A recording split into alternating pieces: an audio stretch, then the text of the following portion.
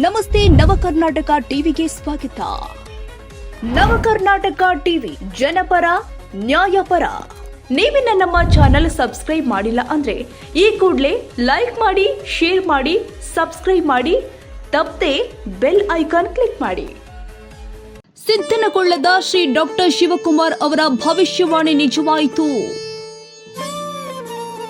ಇಳಕಲ್ ತಾಲೂಕಿನ ಪುಣ್ಯಕ್ಷೇತ್ರ ನಿರಂತರ ದಾಸೋಹ ಕಲಾ ಪೋಷಕರ ಮಠ ಸಿದ್ದನಕೊಳ್ಳದ ಶ್ರೀಗಳು ಅಂದು ನುಡಿದ ಭವಿಷ್ಯ ನಿಜವಾಗಿದೆ.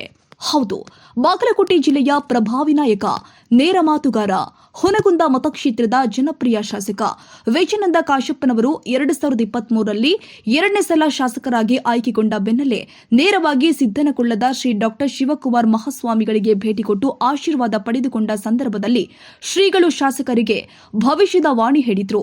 ಅದೇನೆಂದರೆ, ಮುಂಬರುವ ದಿನದ ವಿಜಯಾನಂದ ಕಾಶಪ್ಪನವರು ಕರ್ನಾಟಕ ರಾಜ್ಯದ ಮಂತ್ರಿಯಾಗಿ ಗದ್ದುಗೆ ಏರಲಿದ್ದಾರೆ ಎಂದು ನುಡಿದ ಭವಿಷ್ಯವಾಣಿ ಇಂದು ನಿಜವಾಗಿದೆ.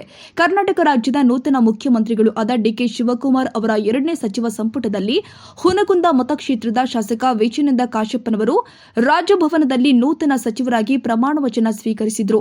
ನೂತನ ಸಚಿವರಾಗಿ ಪ್ರಮಾಣವಚನ ಸ್ವೀಕರಿಸಿದ ಸುಸಂದರ್ಭದಲ್ಲಿ ಬಾಗಲಕೋಟೆ ಜಿಲ್ಲೆ ಮತ್ತು ಉಭಯ ತಾಲೂಕುಗಳು ಆದ ಹುನಗುಂದ ಇಳಕಲ್ನ ಕಾಂಗ್ರೆಸ್ನ ಪಕ್ಷದ ಹಿರಿಯ ಮುಖಂಡರು, ಯುವಕರು, ಅಭಿಮಾನಿಗಳು, ಹಿತೈಷಿಗಳು, ಪಕ್ಷದ ಕಾರ್ಯಕರ್ತರಲ್ಲಿ ಸಂತೋಷ ಮನೆ ಮಾಡಿದೆ.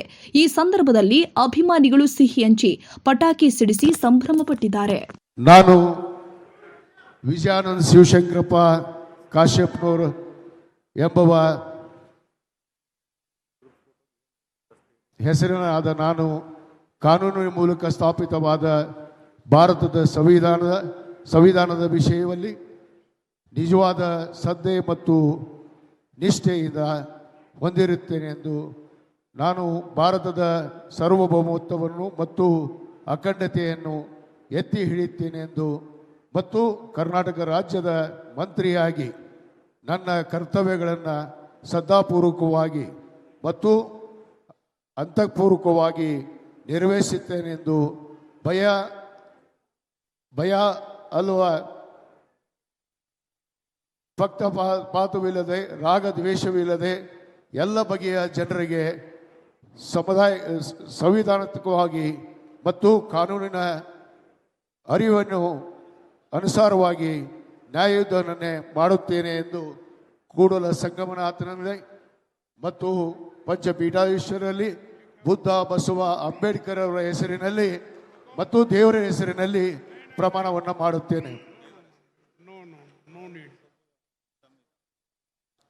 ಭಾರತದ ಸಂವಿಧಾನ ಮೇಲೆ ಪ್ರಮಾಣವನ್ನು ಮಾಡುತ್ತೇನೆ. ಸರಿ.